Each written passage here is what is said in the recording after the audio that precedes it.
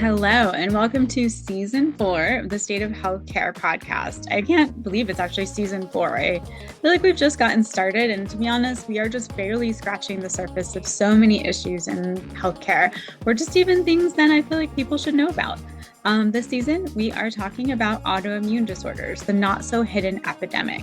For so long, these have been labeled a diagnosis as exclusion, right? So many people were seen as crazy, or they just, were whining about these things that people were like, oh, just push through it. But I feel like now we are starting to realize that so many more people have this, whether we're better at diagnosing or more people are having these particular disorders occurring.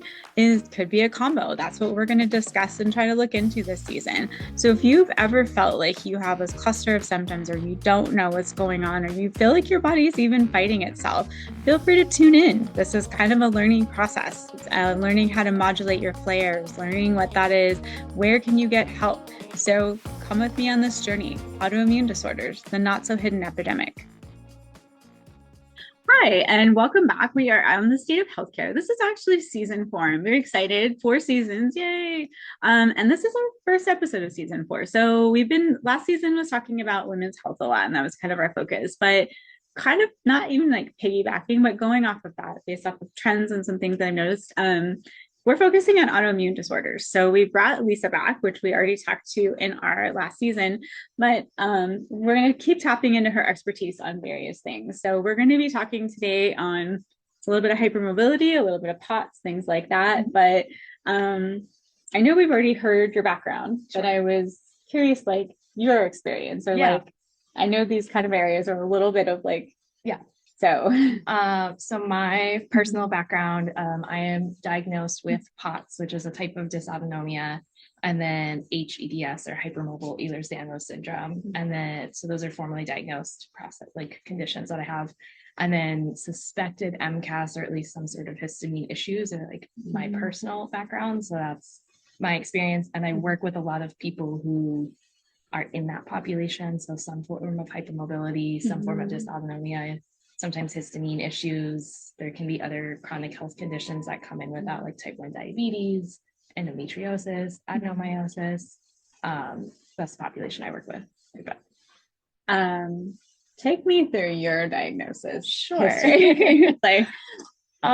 So anyone that you meet in this population has probably had a long time to diagnose this journey.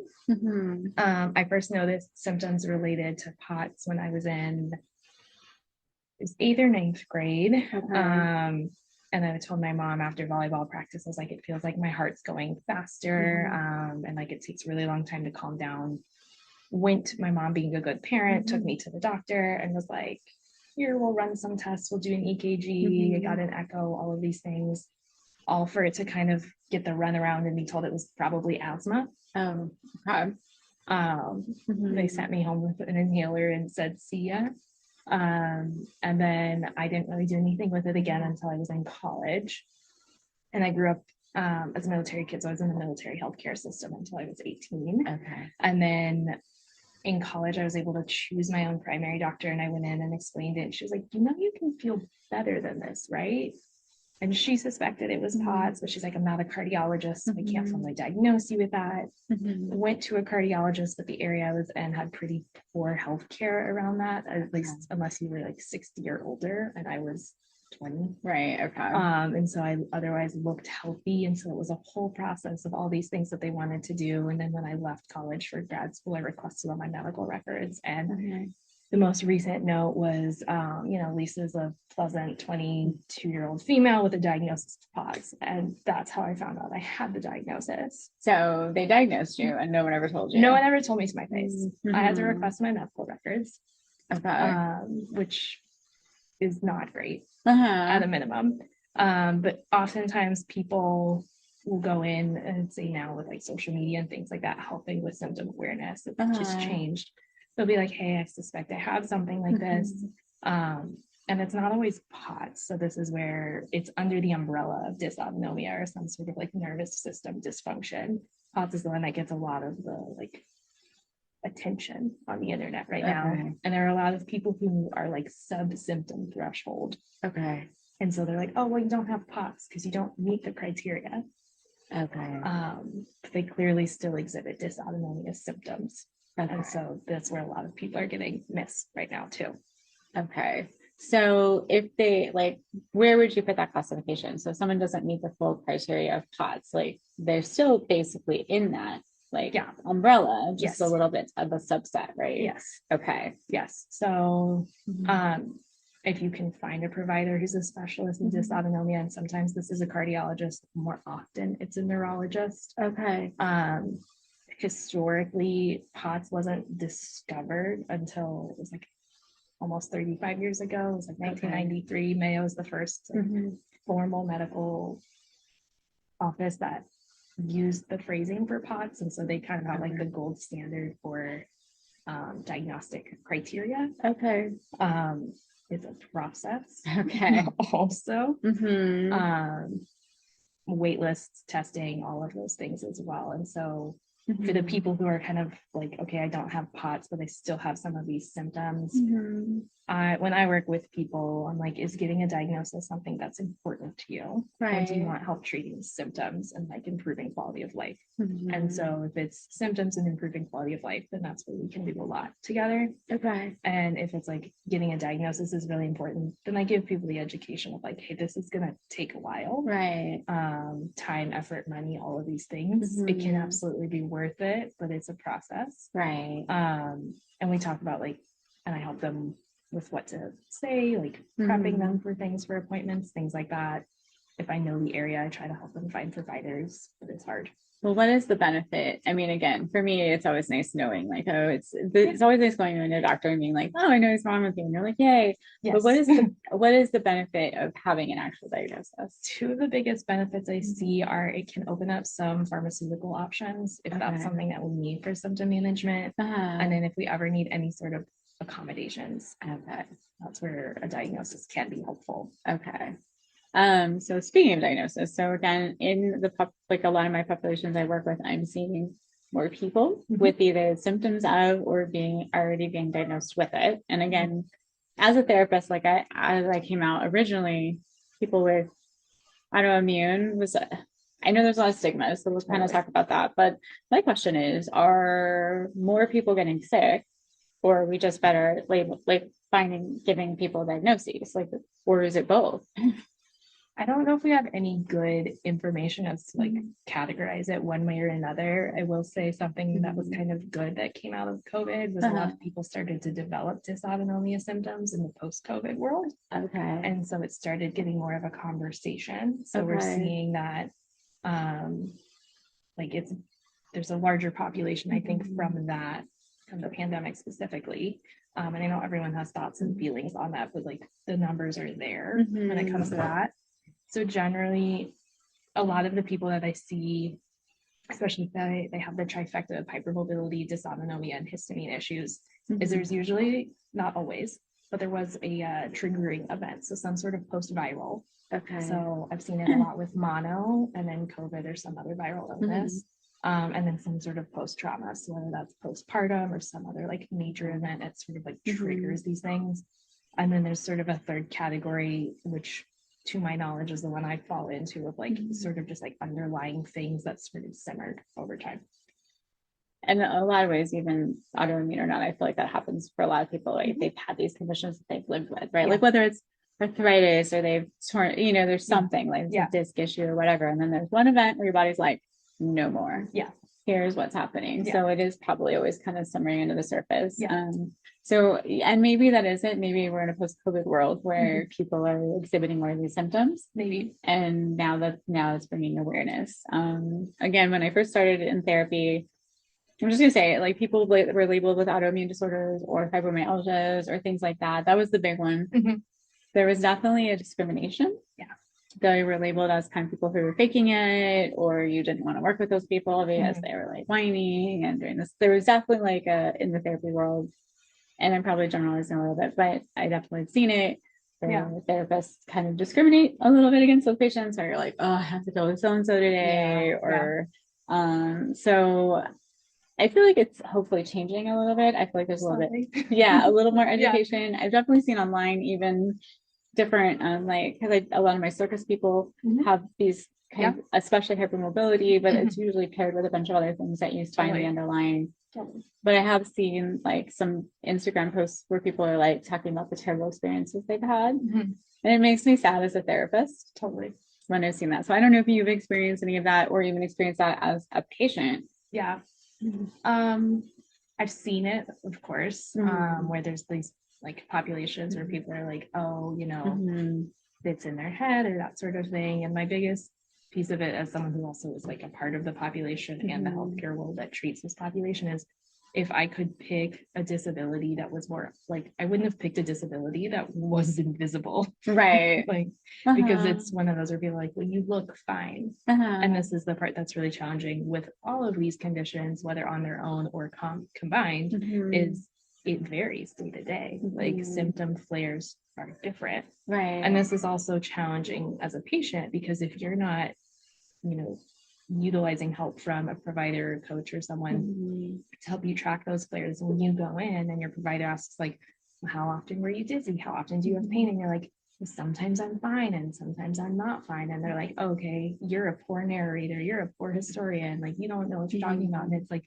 actually there are ebbs and flows, and like it's just a more sensitive body that is susceptible to triggers from like environmental things, weather changes, sometimes it's activity. I mean, living in Arizona, like all of my people with dysautonomia are just more likely to flare right now. Right. Even if they do everything right. And they're not all people who need to just start with like the super basic protocols. Some people do need to start there.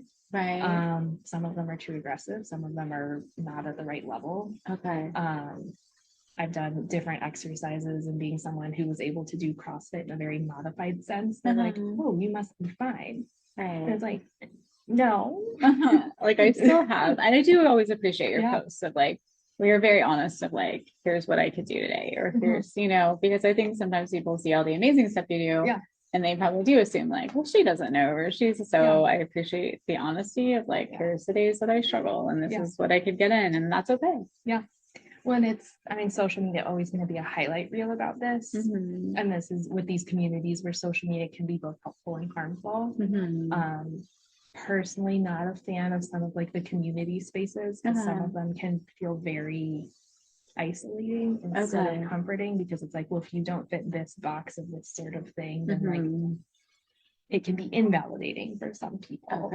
Or and everything in this population exists as an umbrella, both as symptoms, both as flares, and like just across the board. Like it's not that every one person looks exactly the same. So people are like, well, if this didn't work for you, then like you must be doing it wrong. It's like, no, right, because everybody's different. It's individualized. There's some general themes and concepts that are really, really helpful. But it's not across the board, and it's not a ranking of like, well, my pain is worse than your pain and that sort of thing. There are varying degrees of like where we need to intervene in conditions that might be more medically severe than others. If we're getting into things like upper cervical instability and things like that gets to be a very different conversation. But even in the hypermobile world, like some people require surgical intervention for things. A lot of people don't. Right. But it's not this one size fits all for any part of the population. And it continues to vary and expand. And it's helpful to have community that's willing to see that. And some of the group spaces online aren't as awesome about that. Which is interesting, because I feel like from an autoimmune perspective, if you've been discriminated so much, like we should maybe be more open to whatever, but I also feel like that's a little bit of humanity, right? Like we always have that where we're like, well, you should, you know, but I don't know. So again, community spaces can be both good and bad. Good and bad. And it's hard, like, because you've internalized some of the stuff that was done against you too, right? And there are people who fall into the category of like diagnosis first, like that's the first thing you learn about them. And there are people who fall into the camp of like, you learn about my diagnoses later. And I'm someone who falls into the latter, but I'm acutely aware that there are some people who need to bring that up sooner than others. There seems to kind of be this like either or situation, and there's harm on both sides. Right. So now you work a lot with, I see that you're working with like the chiropractor with that. So I guess maybe explain just a little bit of like Yeah. So Taylor Goldberg is my colleague. She started an online coaching business as a hypermobile human herself. And so we work together in a solely online format, working with primarily women who experience hypermobility. But we also coach people through symptom flares, exercise, meeting people where they're at, and then some of the other conditions that come with it. So when we track symptoms, it's not just hypermobility based symptoms, it's dysautonomia symptoms, it's headache symptoms, migraines, if there's endometriosis or things around your cycle, like that's all on there. And that's things that we're tracking. So we're providing really objective data to help, one, bring that to your medical providers when you go to appointments, but then two, empower you to feel like you have control over those flares, so that they're not something that's debilitating, but just something that happens every now and then and is annoying. Because there's a side of the internet that's like, you can heal and never have flares and these sorts of things, which if you're striving for perfect, you're setting yourself up for failure. And so she and I are big on making your flares something that's just like intermittent but annoying and not full on debilitating. Right. You know, it's interesting because I just talked to the patient this week and she'd had like 4 good days and she was so excited, but then she had a flare after that. And she's like, it's so hard, that roller coaster. Yeah. And you know, and again, it's hard, right? Because you almost get that little bit of hope. Yeah. Like, oh, maybe it's gone. And then your body's like, no, we still have this. Like it didn't go away.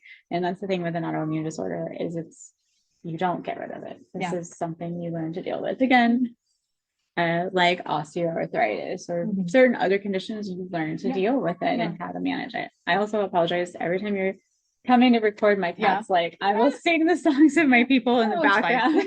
So anyway, but so there is that roller coaster, and I think it's so hard for people because they'll have that hope, like maybe it's gone. Yeah. And then it's handling like when you top the flare and looking like that from, you know, and I get it, it sucks. Like, oh, totally. So I never sugarcoat with people. Like, flares suck, they're annoying. Something that my clients have heard me say is like, I want to get you off like the crazy upside down roller coaster and onto a kiddie coaster. Perfect. I like that. And that's something that they're like, okay, like I can handle that. Like there might be a little like bumps here and there, but like you don't need like 8 spirals, but maybe the little like yeah, because your nervous system can't handle that sort of swing either, and that's a big part of it too.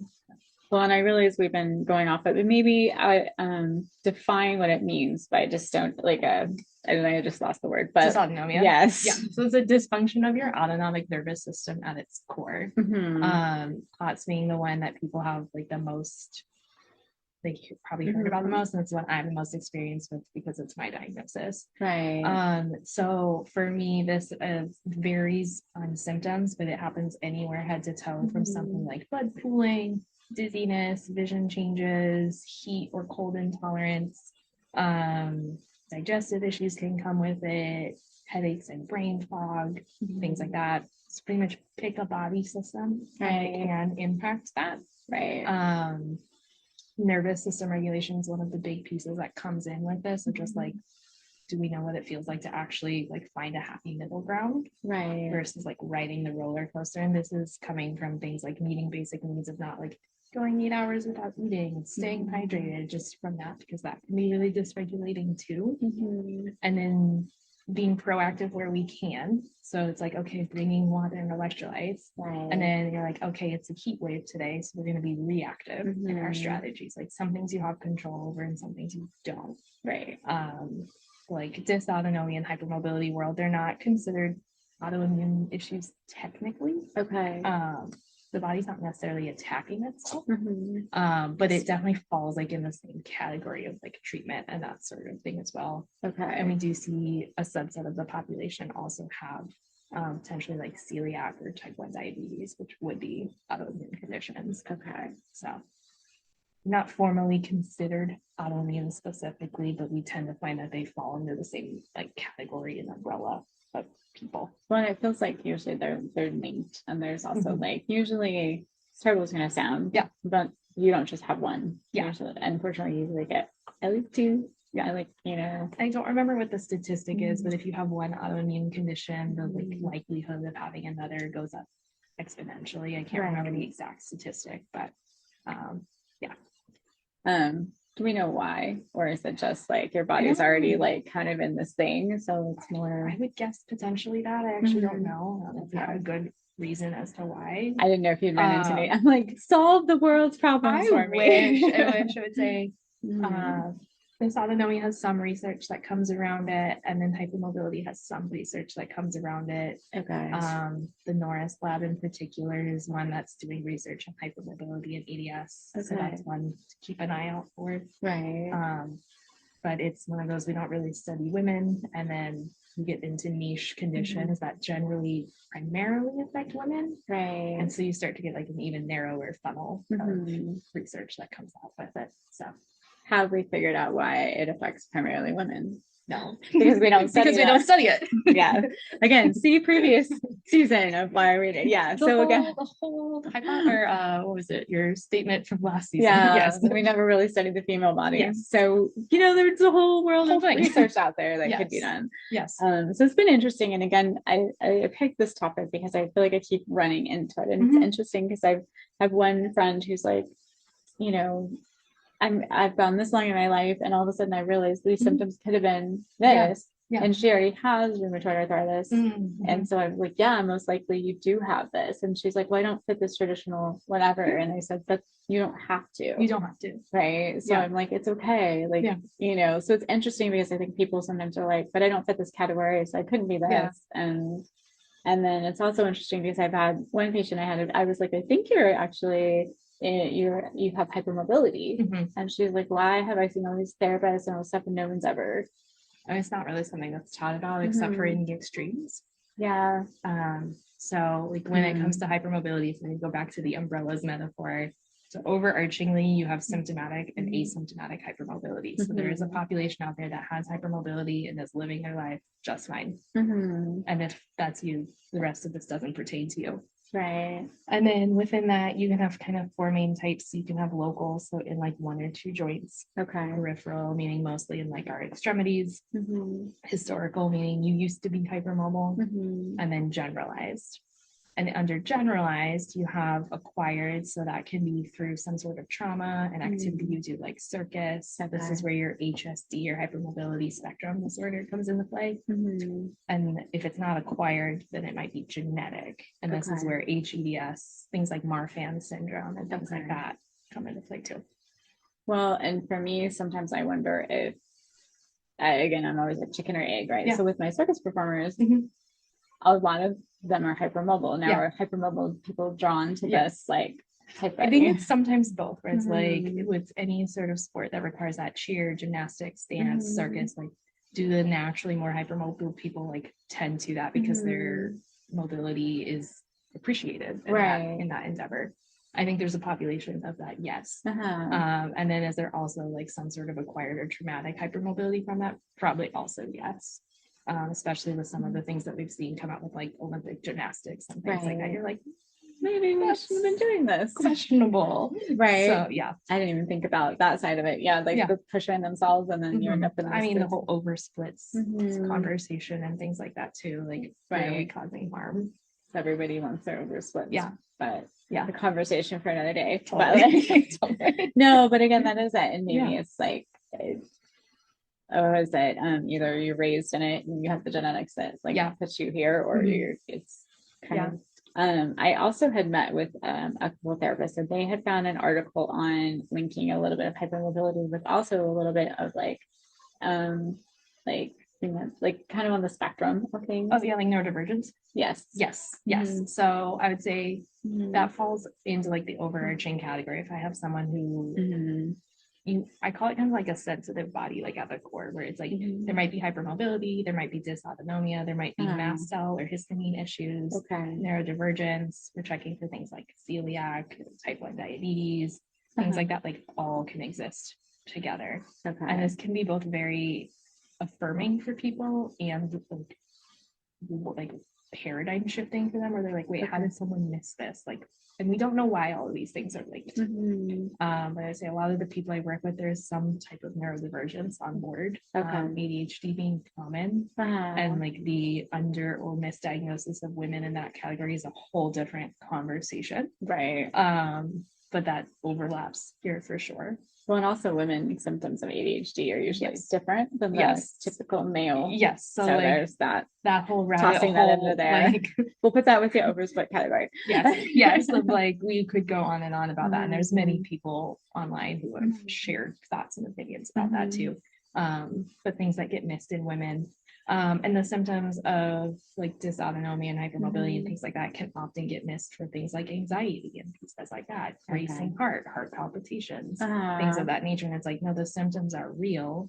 And then like you get anxious about your symptoms, right? Which just makes it worse. Cyclically is not a helpful piece, which is why there are a number of people I've run into where they're like, well, I've tried an anti-anxiety medication or an antidepressant and like it didn't do anything. And it's because we weren't actually treating what was like causing that.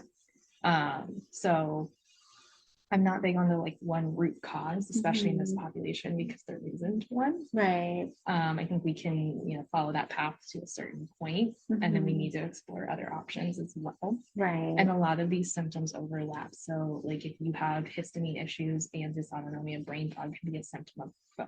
Okay. So it's like, is that coming from one or the other? Hard to know. Right. So when you're working with people a lot, and again, we'll put your information and you're already on the website with the resources for, again, from the pelvic floor perspective of things, which is awesome that you cover many things. I was excited, not that you are going through all of this, but that also, that is another resource. But for you, like, what is your, I guess, so someone comes in brand new, like, how do you approach the problem? We get like a thorough history of like, you tell me your story in your own words. We talk through it. I ask some pointed questions. We rule out some red flags, that sort of thing. Like, do we have any things that might provoke like any sort of imaging, that sort of thing, to rule out big, bad, and scary? Right. It's not cool. And then we have a conversation of, do you need a diagnosis? What tests have you gone through? Or do you want like solutions? More often than not, people want solutions because on the day-to-day, they feel pretty cruddy. Right. Okay. That makes sense. And it's like, okay, let's start here. Right. And then build from there. And then you see how people move. We get a good bit of information from that specifically. Okay. If you're hypermobile, then it's one of those where I've had a lot of people and they're like, I don't think I'm hypermobile. I'm like, you might be, and it's just not the way that you thought it looked because you've seen the extreme images online. Generally speaking, there's some sort of pattern of like areas that have tensed up and guarded and areas that are really mobile, and they're trying to balance each other out. Yeah. So oftentimes there's some combination of like tension and mobility in the neck and jaw and shoulders, for example. So some people will either have like a really hypermobile jaw and a tense neck that's trying to help support that, or vice versa. And what we're trying to do is create safety in those areas where it's a bit like they're just guarding and hoping like for dear life sort of thing. Because this is something that happens with hypermobile individuals often, is they're like, I feel so tight, everything, like I need to stretch, but it's not changing anything. And this is where like, I would say old school PT fails them, because they're like, oh, you're right, that is tight. Like, let's stretch it.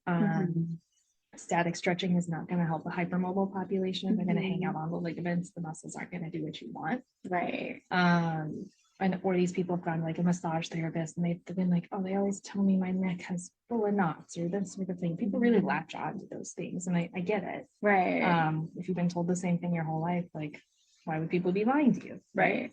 And so what we work on is like understanding like tension in our body can be helpful. It's not an inherently good or bad thing. Like, it supports us. Right. And we want to create safety in those areas that are tense and stability in the areas that are mobile. And there's a difference between hyperflexibility and hypermobility. Hyperflexibility being more like muscles. If you go and be really flexible.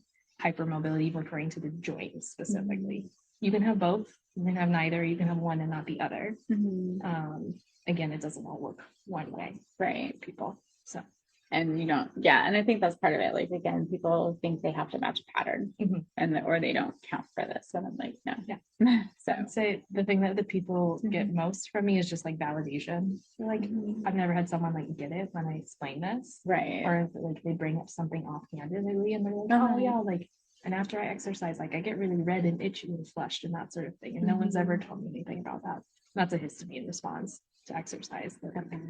a lot of providers should be like, I don't know, that's weird. And I'm like, no, it makes total sense. Okay. No, and I think also as terrible as it is, it's nice that you also feel the things. I have my own, nothing on the level, but one of my doctors I had called for something, or canceling something, and the nurse practitioner finally was going through it, and she's like, well, you have this autoimmune disorder. And I was like, no one told me. Thanks for sharing. Right? Like all of the visits, no one had disclosed. And again, it's in my chart, right? But no one ever told me that in any of my visits. Yeah. And she was like, you're probably having a flare because you have this autoimmune disorder. And I was like, oh. And I was like, thank you. You know, and again, I'm a healthcare practitioner, right? Yeah. And I was like, what? Which, I mean, having a similar experience to that is where, like, I've never put anything in a note that I wouldn't say to a patient. Right. Like, it's like, you should never read your notes and be surprised. Right. I mean, it might be medical jargon that you don't know, and that's different, but you should be like, what? I have what diagnosis? Like, right. And again, like, if that's ever the case, I always do feel bad for me. I'm like, I hope I explained this to you, or I hope I went over this, and, you know, I hope I represented what you said appropriately, but I shouldn't, you know, it shouldn't be a surprise. Right. Like, I did have one patient one time that was like, I have a sciatica, and, you know, like, they had broken it down for me, and I was like, oh, well, we've been treating similar things. Like, now I feel like I've failed you in education. So there's moments where I'm like, let's talk about this, you know, but like, at the same time, you shouldn't get your medical notes and be surprised. Yeah. Especially for a diagnosis. Yeah. So as a PT, I'm like, if I'm not explaining what I think is happening or what's going on, like, I want my patients to call me out. Yeah. But like, I was like, what? You know, and the hard part for me with that was when I called, I happened to be lucky that it was like the nurse practitioner that answered the phone instead of the front desk person. Yeah. Because I was explaining, and she actually took the time, which was nice, to go over my stuff. Yeah. But it would have been nice had someone done it sooner. Totally. And then there's me on the phone going, what? You know? Yeah. So that is probably, again, if no one's telling you, or like you're experiencing all this stuff and you're kind of just out riding the waves on your own. Yeah. Then you could have had maybe more direction or more validation, or you shouldn't be left to luck either of like, what provider did I get today? Yeah. Like, who's coming in the door and what am I going to know? Yeah. So, do you have any general, I know it's such a like broad, like any general tips or any just general, like, for just flare management? I mean, I appreciate that you're saying like planning ahead, or, you know, like, again, we're in Arizona. So like, like, just any things like that you would tell people, or when it comes to flare management, there are kind of like two main categories when it comes to like how there are things that are in your control and things that are out of your control. So things that are in your control, like, do your best to be proactive about those, right? And the things that are out of your control, do your best to be reactive about those. So I have a lot of people that are like, oh, I'm going out of town for a wedding or something like that. Okay. Well, we know that the plane's going to be dehydrating. So let's make sure we bring some electrolyte packets that you know you like. Okay. Let's make sure we've got compression of some variety packed or wearing that while we're on the plane. Can we proactively take something off your schedule and not like have to go to 12 million events? Like, can we build some downtime in where you do your legs up the wall for 10 minutes? Like, can we build a plan around this? Like, if you know you're going to be with friends and certain foods or something that you don't tolerate super well, like, can we bring snacks for this? And someone recently who was going to a bachelorette party, and alcohol is generally a trigger for this population. And that's one of those things that, like, the more that you track this data, the more you get to have some power over it, where it's like, okay, I know that this thing might trigger me, but I've got tools and strategies in place to handle that. And so this client, I had a conversation of like, are you wanting to partake in like traditional bachelorette activities? And if so, like, I'm here to support you through that. I'm not going to tell you not to. If you are, let's talk plan. And if you're not, then honestly, we came up with like, she was like, I'm really not interested in it. I don't want to. It's not worth it to me right now. And that was totally her prerogative. So we came up with some fun mocktails so that she could feel like she was participating, like holding whatever beverage that looked like a cocktail. But there's usually a lot that's in your control around this. I would recommend getting some help with symptom management and flare tracking. There is an app called Guava that's like designed for this population. It's a little it can be a lot to set up, but once you get it, it can be really helpful for looking for patterns and data, and that can be really helpful when you go to your providers. You said it's called Guava. It's called Guava. It's an app. I use a slightly different system with clients that I use because it's just Guava can feel a little overwhelming, but it's one of those, like, they're, as a company, very passionate about helping this population. So if you're kind of wanting to start to do that on your own and look for patterns, I would recommend that, because flares are information. Right. They're usually not random. They usually didn't come out of nowhere. There's usually some sort of trigger or warning sign that popped up, whether that was weather, again, out of our control. Right. Or whether that was, I stayed up late last night, in our control, usually. Not always, but like usually. Right. So there's usually pieces that we can find. And I have this a lot with clients where they're like, man, I don't know where this flare came from. And then we go back through and look at the information. I'm like, okay, well, here, this happened a couple days before. We had a couple nights of sleep that weren't so good. Right. Well, we slept enough, but we weren't rested. Right. And we didn't do something about that. And then we worked out anyway, instead of making a modification. Right.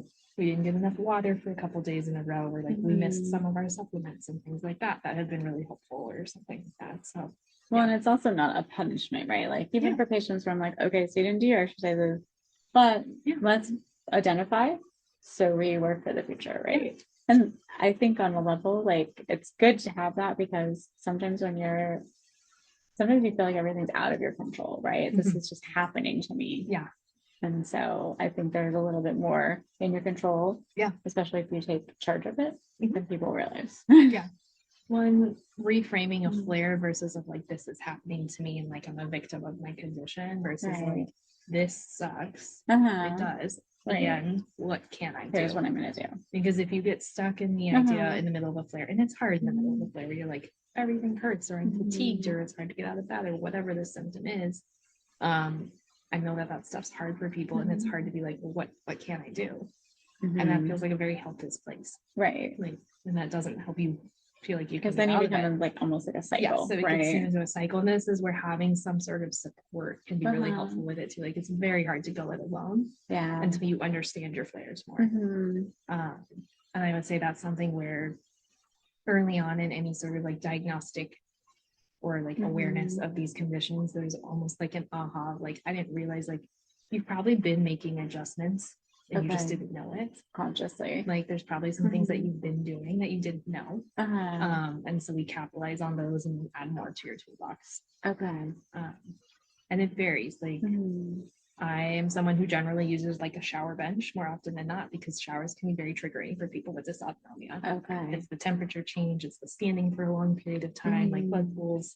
And so for me, it's just not worth it to expend energy on that. Right. And also it's a big safety risk. It can be. I mean, generally not something where I get lightheaded all the time, but the few times it's happened, especially in the summers, I'm like, not worth it. Right. But you wouldn't know that by looking at me. Right. Either. But that's okay. Like, there's times where it's like, take the help, use the device, the medication, the whatever, the what have you. Let your partner, friend, spouse, whoever help you too. As I said, that's the biggest thing with flares, is it's information. Like, the more we know about it, the more we can do something about it. And then always kind of checking in with yourself, like, are these facts or feelings? Because feelings tend to like overwhelm the facts of the situation sometimes. That also helps. I like that. Yeah. Because the hard part is sometimes like you feel a thing and then you start to panic, and then the panic becomes a thing, and it builds it, and builds it, and builds it. And then it's like, now, where are we at with what's actually happening? But I get that. Something my patients and clients have heard me say a lot is our brain doesn't like to be wrong. And so if you start to tell yourself something, it will find the evidence to not be wrong about something. I feel like that's daily life. Good, bad, other, right? Like, but it is daily life, but especially like in our flares, or like dealing with a chronic illness, like the beliefs we have about our body, our brain will find evidence for that to support it. I do. I like that phrase. Like, now, do you like people to check in like as needed, or like, how does it work, like, as they're working with you? Like, so I work in like a hybrid format, which I know doesn't really like mean anything like off the cuff to other people, but I do some synchronous and some asynchronous. So and generally speaking, with this population, they have access to like chat with me, Okay. like sort of like a text message through an app. Right. And that's one of the pieces that's been the most helpful. Nice. It's just being able to be like, hey, I think I'm flaring, or like I tweaked my neck. Do you have a relief option for that? Right. Okay. Versus something happened, my doctor's appointment's not for 6 weeks. Uh-huh. The problem might not even be a problem by then. So I'll just Okay. tough it out in the middle. Yeah. That sort of thing. Or Okay. even if you are seeing someone on a regular basis, like a PT or chiro, like monthly or weekly or something like Right. that, you still have to be like, oh, I gotta remember to tell Tracy this on Tuesday. Mhm. And then you might forget by Tuesday. Yes. And then, Uh-huh. or it's like when you take your car in because it's making a funny noise, and the second it gets there, it stops doesn't make making the the funny funny noise. And Mhm. so being able to problem solve that stuff in more real time, Yeah. I find is far more valuable than like the wait and see, or like create a list and like, here are the 12 things that went wrong this week. Right. Because then we spend way more time being like, okay, well, how did you handle that? Like, what should we do Mhm. next time? This sort of thing, versus like, hey, it's flaring right now. Right. What can we do? Right. And then it's also like for problem solving in real time. Yes. Which is nice. Yes. Yeah. And it builds over time. I usually see people and work with them for like at least 3 to 6 months, because Right. like, to get sort of in a The patterns. like too. yeah, you need enough data to Mhm. collect information, and then Mhm. also time for like habits and change to really happen. And Right. It doesn't happen quickly. And they go through different seasons with people. Right. Because summer is a big trigger for a lot of reasons, weather being one of them. And I would say this is across the country, it's hot everywhere. Right. Weather being one of them. And then there's usually a big change in routine. No. Just Yeah. school season, whether or not you have Right. kids, like there tends to be more travel involved. There tends to be more like people visiting, or like concerts or what have you. Like there just tends to be a change in routine for people that can feel very dysregulating. It's like your normal Okay. system.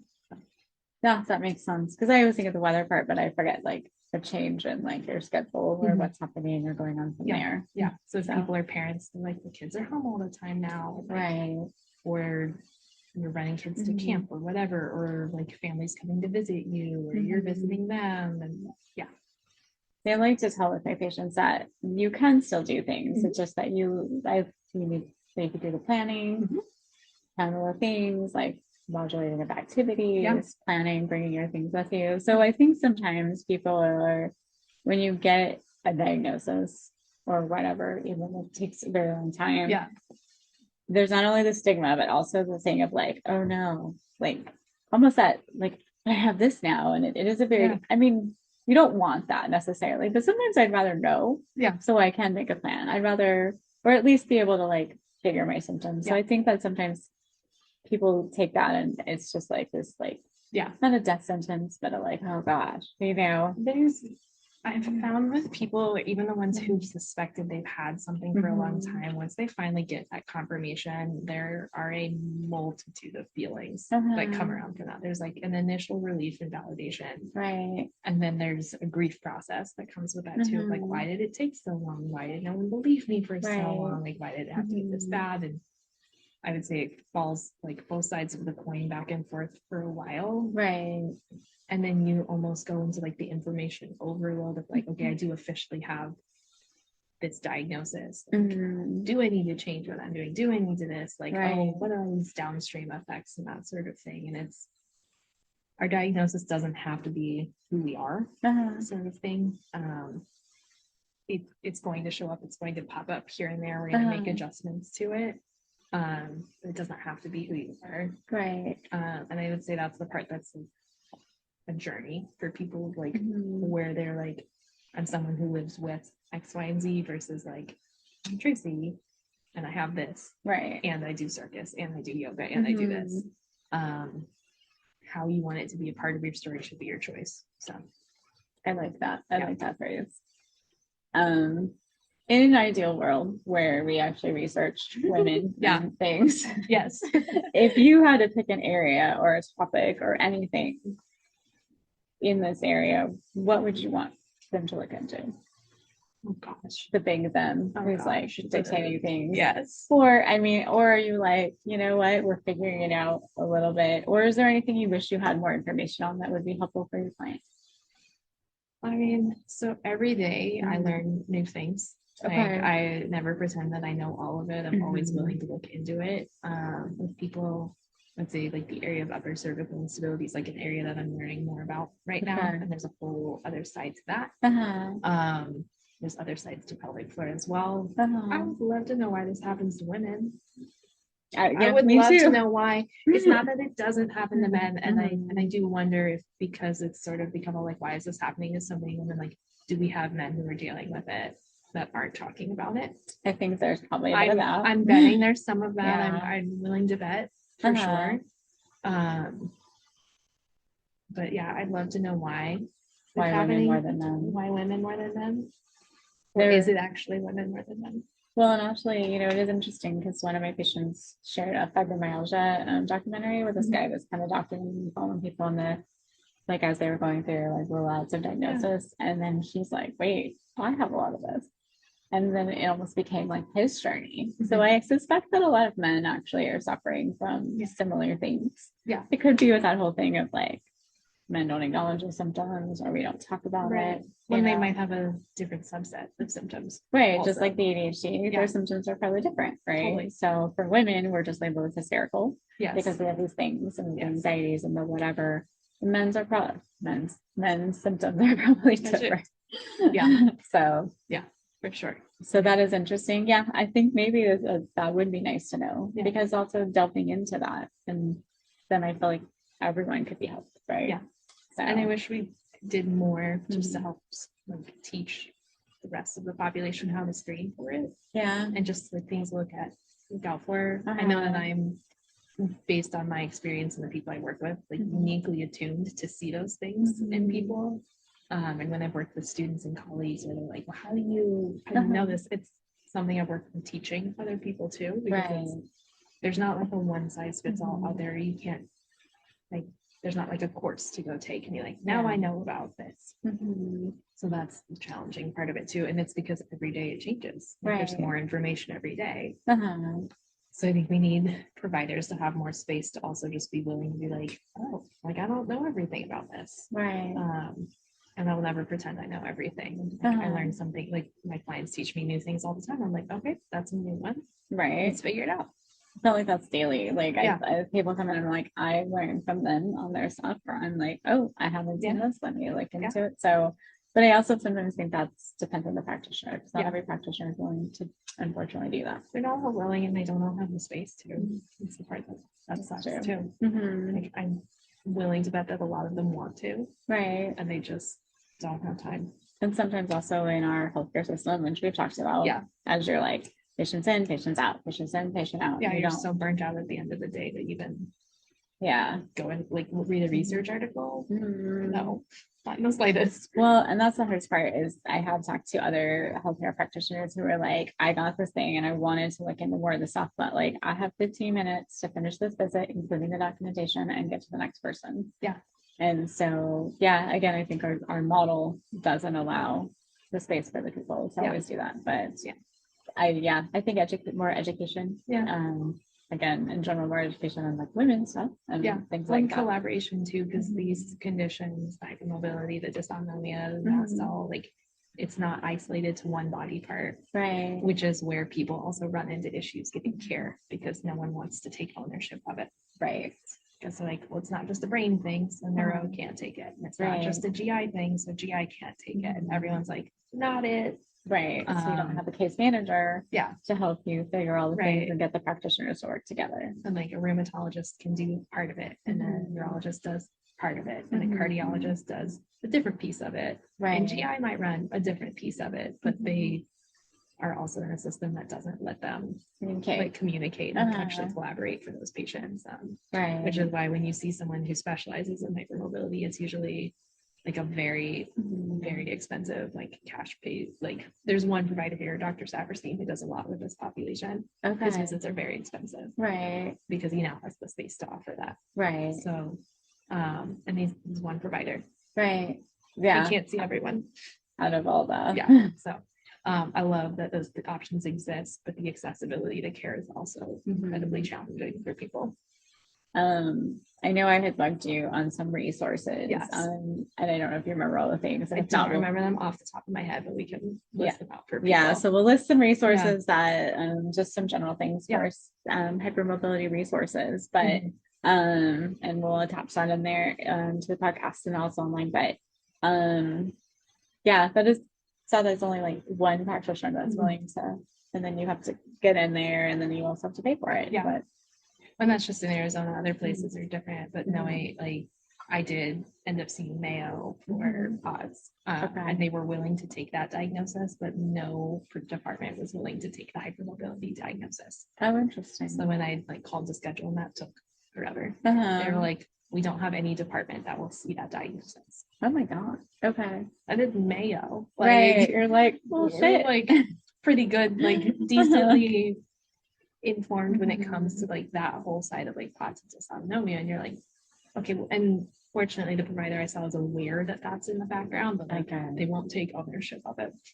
Well, and I also, again, it's kind of one of those things where is it because, again, we don't have as much information and then nobody wants that liability because if you don't know it and you're like, take charge. I mean, even fibromyalgia, like there's not one provider that manages that. It's usually like rheumatology and a chronic pain clinic or something like that. There's not one provider that specializes in it. Usually, then, unfortunately, the manager is the patient. Yes. Right. But a lot of people are trying to learn how to fight for their, like, again, it's very like weird little fight for your healthcare, but like, but it is like the patient also often has to be their own case manager. Yeah. Which is, again, I see it just in a lot of things, but you know, that goes well sometimes, and then some doctors get really offended. When you come prepared, right? Like I know, and I'm always like, why would you be offended? Like you're literally like here, right? Like I've had people who bring in binders, and they're like, oh well, we need to get an image of this, and they're like, don't worry, I've had it. It's right here, like because they know that they don't have time to review all of that, right? And the providers who are open-minded to that are awesome. Like I taught my primary how to diagnose HEDS. Oh, wow. She was awesome about it. She's like, thank you so much. Right. Like I helped someone else do this. Like, wonderful. I love that. Because it is the current diagnostic criteria for HEDS is on like the Ehlers-Danlos website. It's from 2017. It's currently being reevaluated, which is exciting. Okay. But allied health professionals like PTs and chiros can fill out the first two parts for a patient. Right. And then their doctor fills out the last part. Okay. So that's one of the ways that we can be helpful in that side is like helping start that process for people. Okay. And it includes things like the Bite score, which is one piece of a larger puzzle. Right. But allied health professionals can at least fill out the first two sections and then they can help get people connected with a provider to do the last portion of it. Okay. So yeah, the hardest part is sometimes when you see a practitioner, and again, like everyone has kind of their protocol or whatever. Yes. Right. And so it's part when you got a patient who's like, I've already been there, I've already done that, right? And as a PT, I'm like, great, like I don't want to reinvent the wheel. Let me just test the things that I'm seeing and you provide your information so I can see it. Yeah. But if you have a practitioner that's so like, no, we have to do this, then they are probably the ones that do get offended when you're like, I've had this test or I've done whatever. So so you said they're reviewing the criteria. Okay. They're currently trying to update them. Okay. Which is good because we have some more information. Right. So that's a good thing. Because currently HEDS, because there are multiple types of Ehlers-Danlos syndrome, which is the genetic component of hypermobility. Right. There are multiple types of EDS. So if we're looking for H or hypermobile EDS specifically, you essentially have to exclude all of the other types. Oh, okay. So it is a diagnosis of exclusion, but vast exclusion. Like you meet criteria in one category, criteria in another category, you rule out like all of the other genetic conditions and rheumatologic conditions it might be. Okay. And this is where things with fibro get kind of hairy because fibro is also a diagnosis of a lot of exclusion right now. So it would be challenging to say that like hypermobility and fibro exist together. Right. Because they're both of exclusion. Right. Not saying that they can't, but we don't have a good way of saying which one you do right now or which one is the main. Which is part of why I ask people like, is a diagnosis important to you? Because usually the genetic test is out of pocket. Okay. I feel like a lot of things for autoimmune end up being sometimes like like the MCAS or mast cell activation syndrome, there are 4 known markers. The testing that we have is 4. Okay. And there are some providers who are great about like actually listening and being like, okay, yeah, we'll test those things, but you clearly have the signs and symptoms. And there's some really low stakes options that you can utilize to help test and help on that. And so that's antihistamines, it's nervous system regulation, it's like mast cell stabilizers and things like that are like pretty accessible and over the counter for people. That's what I was going to ask. Pharmacologically, yes, have you had like seen improvements or So, I mean, the medication route varies person to person. There's some common medication classes that are offered to people. I have providers who are fortunately really willing to work as like the least intervention as possible with me. This goes into a whole other rabbit hole when it comes to like mast cells, which are everywhere in your body, including your connective tissues. And so when they get angry, they release a lot of chemicals and histamines and that sort of thing. And so some of your like easy first line options to try to treat it are antihistamines, both in H1, which is like your kind of classic allergies, your Zyrtex, Allegras, that sort of thing.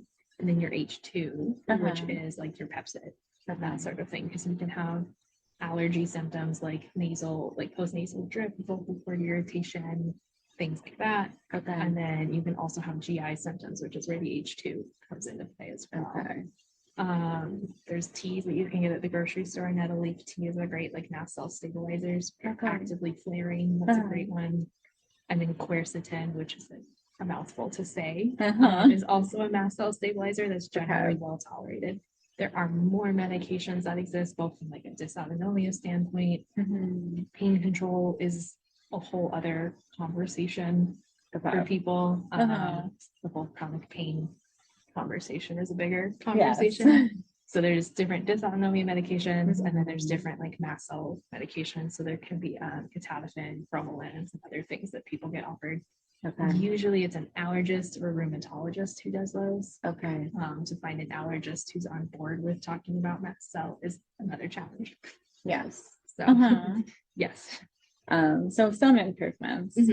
Well, and so do they have a good criteria for mast cell diagnosis now or no? I didn't think so. It's usually like looking, so this is where flare tracking comes to be helpful too, where we start looking for those warning signs and symptoms and things like that. And there are kind of two main categories when you feel like you have histamine issues or mast cell issues. One is to get the chemical load down, so that's your antihistamines and things like that. And then two is to stabilize your mast cells, and that's through like herbs and things like nettle, quercetin.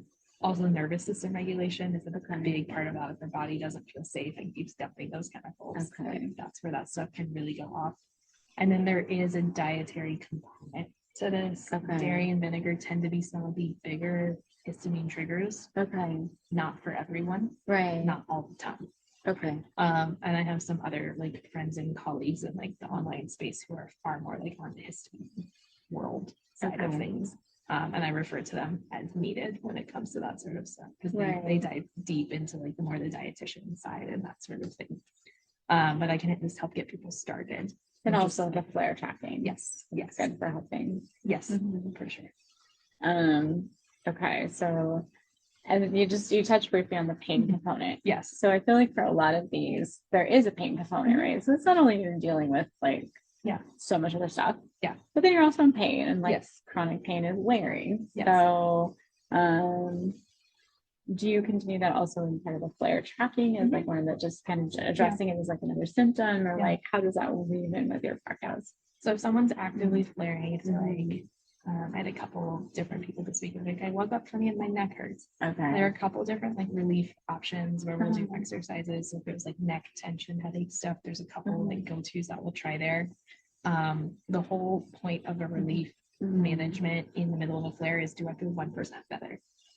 Like we're just trying to incrementally improve how we're feeling. There's some mindset stuff that comes with that, like we talked about earlier. There are a couple like movement exercise pieces that we can do.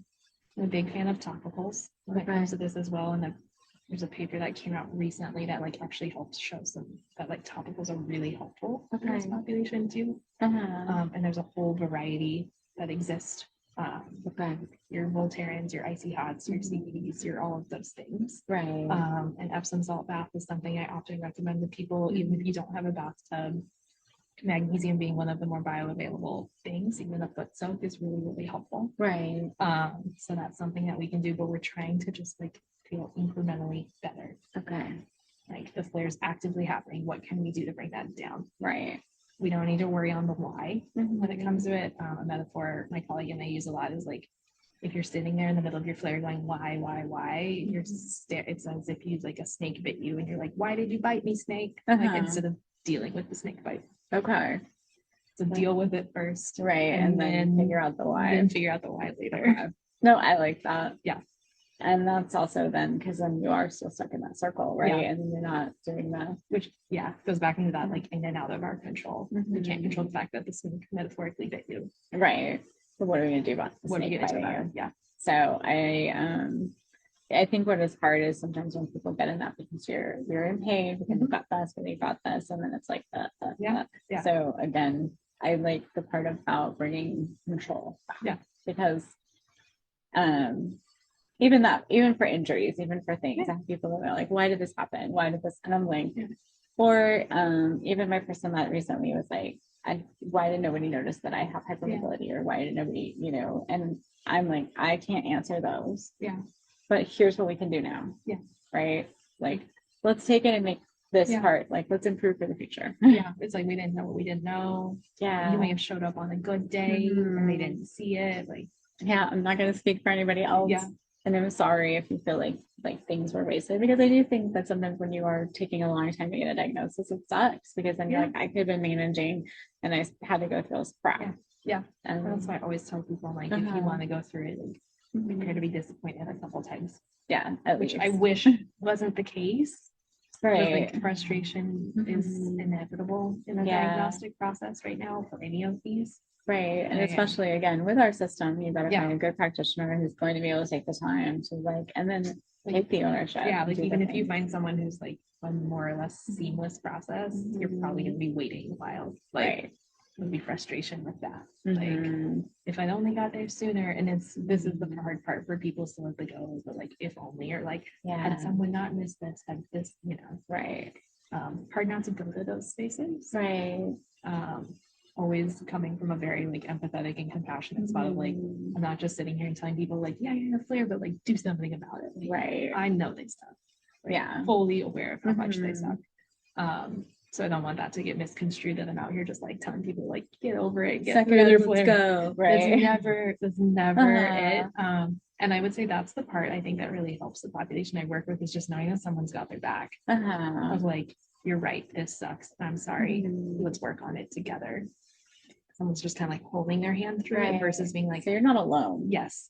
Right. And I think that's the part that there's an element of relief that comes with that makes it, I don't want to say easier, but for lack of a better word, a little bit easier to manage those things. Right. Like someone's going to help carry the burden with you for it, but so you're not just out drowning. Yeah.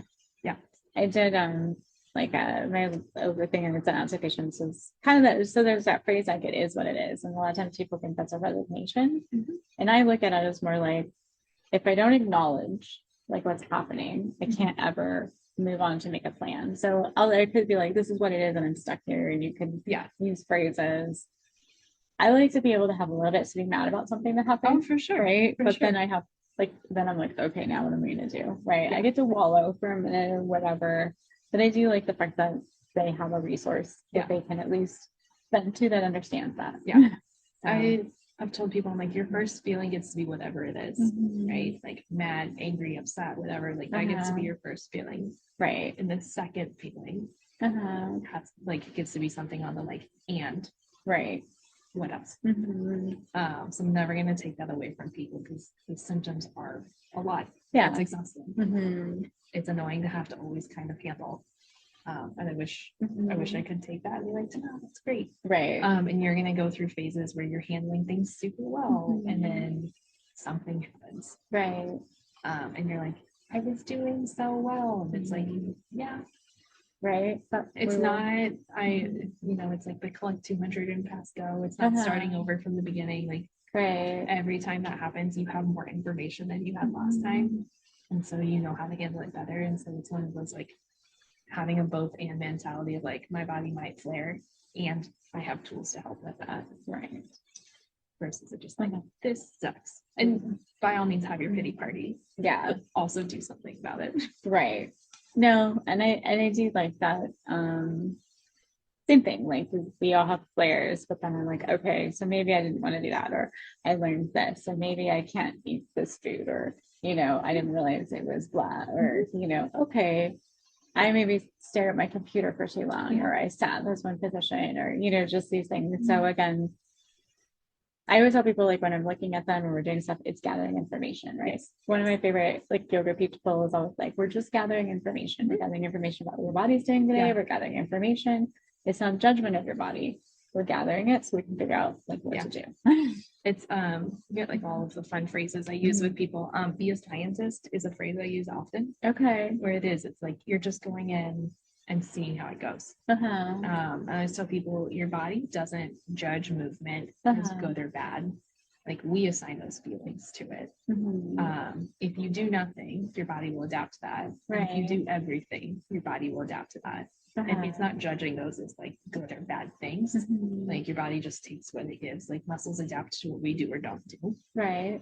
And it's not sitting there being like, how dare you, Tracy? Like your brain's the one telling you that. And so if someone's worried about trying something or they're like not sure how it's gonna go, or they're like, I don't know if I want to try this medication or something like that, I'm like, we're gonna go in and be a scientist, and your only job is to collect information, not to assign feelings to it, which is super hard to do. To remain objective.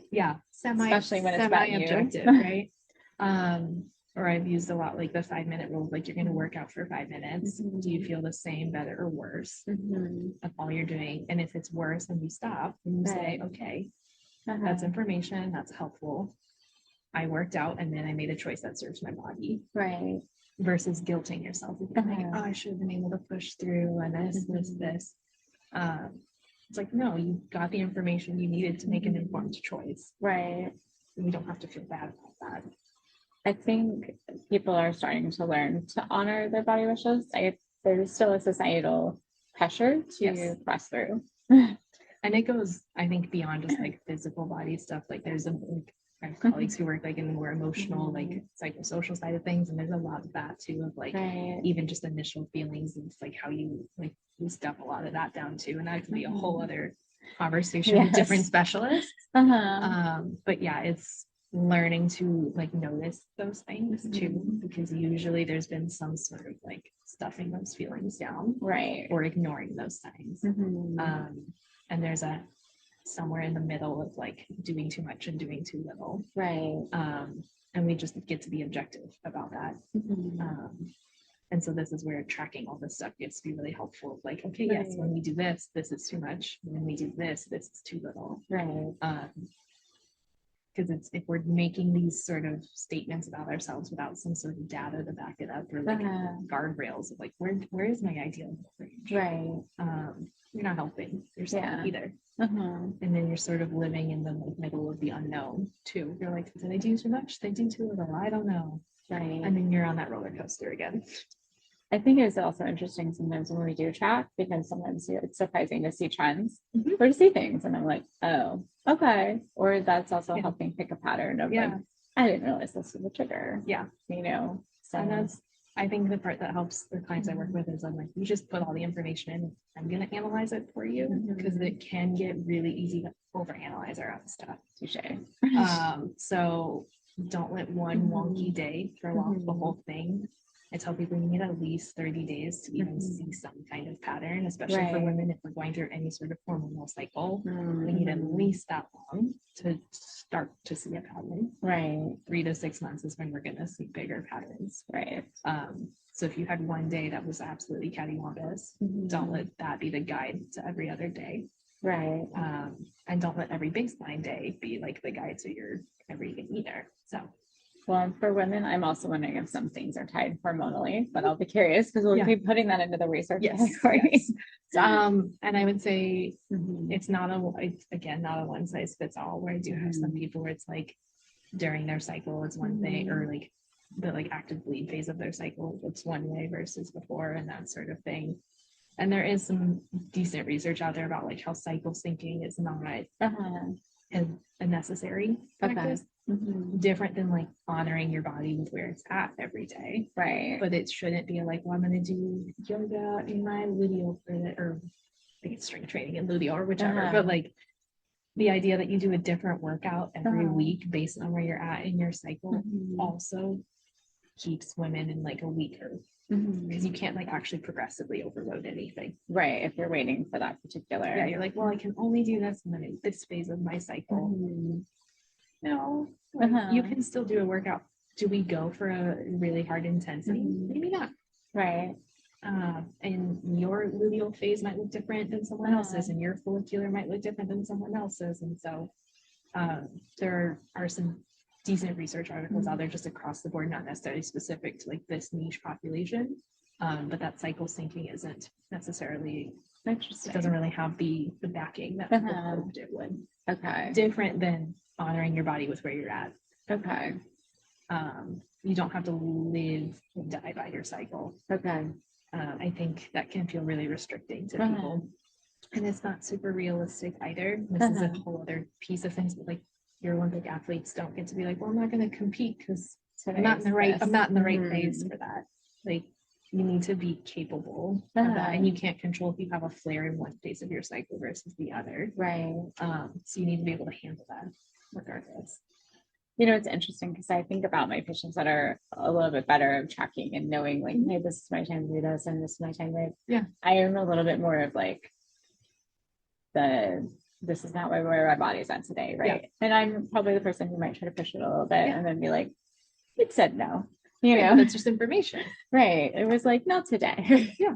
You know, so, but I was curious because I think they actually started finally doing research on like cycle stops too, where it's, you know, because all strength training stuff was usually built around like men's things again so it is interesting.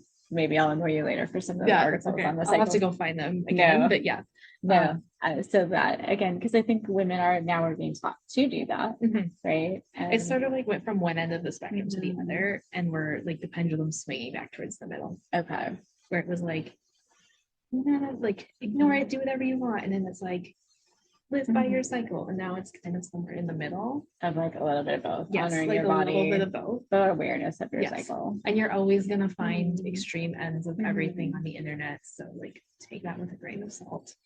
And especially with cycles for women, like it is never going to be like, well, this is how it works for everyone sort of thing. Right.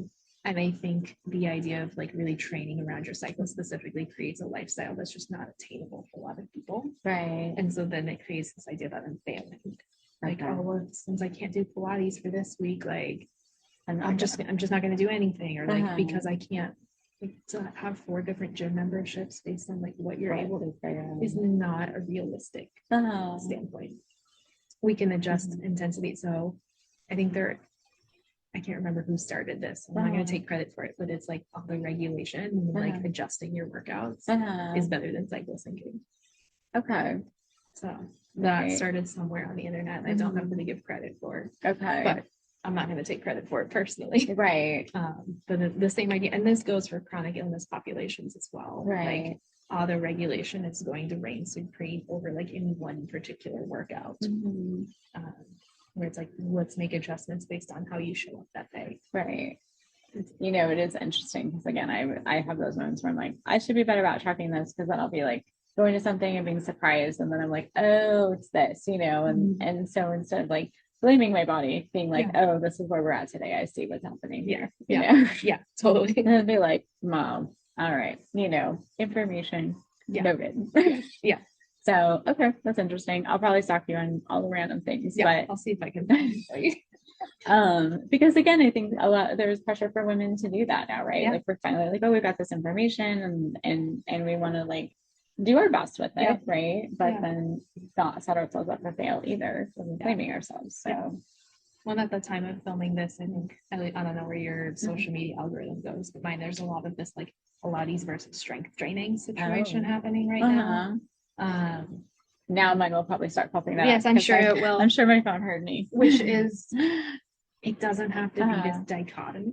Right. It's a both and again. Yeah. Like, I don't understand. It's it's a whole, again, more nuanced conversation, but it just evolves into different things. So like cycle syncing was all the rage for a while, and now it's like Pilates versus strength training, and it's like, okay, Right. why are we like pitting things against each other? Why can't we have a healthy balance of both? Again, pendulum swinging and sort of like finding the middle, but like murky middle doesn't sell on Instagram the same way that like strong opinions do. So Right. Well, and that's the thing is I do think that it's usually like whatever the latest trend is, right? The trend of like this, you know, something controversial will always get more engagement than like it depends, which is accurate. It depends. Yeah. And it's not as sexy, I guess. Yeah, it's just not as snazzy as this is the workout that will fix all things for ADHD or this, or buy my program for $5 for this. Literally any of these conditions, you'll see like, this is the thing that cured me of my symptoms, or fixed my this, or this is what's wrong with fill in the blank, whatever. And you're I invite everyone to have a healthy dose of skepticism if someone promises to solve all your problems with a simplistic-ish solution, or a very complex like supplement solution. Either of those, let's be skeptical. And I wish that life was amazing where you could take a pill, you could do a thing, but I think that our human experience is the struggle. I have more things I tell people, like if I had a magic wand, I would have used it already. Like, you're like, I would not be in my own struggle pants. If I could help you fix this quickly, I would. I absolutely would, but that's just not how it works. So it sounds like we're offering like not as happy advice, right? Like good luck, but it also, I think it tells you that we're all in this struggle together. And I'm glad there are practitioners like you out there doing this stuff, which is why, again, I was like, I must call Lisa and talk to her, especially as I've seen you grow with like the hypermobility practice and just having, I have your analogy that you have someone helping hold your hand. So sometimes it's not just that, like you can't take it away. But you're like, I'm here with you on the journey. And I like that. For sure.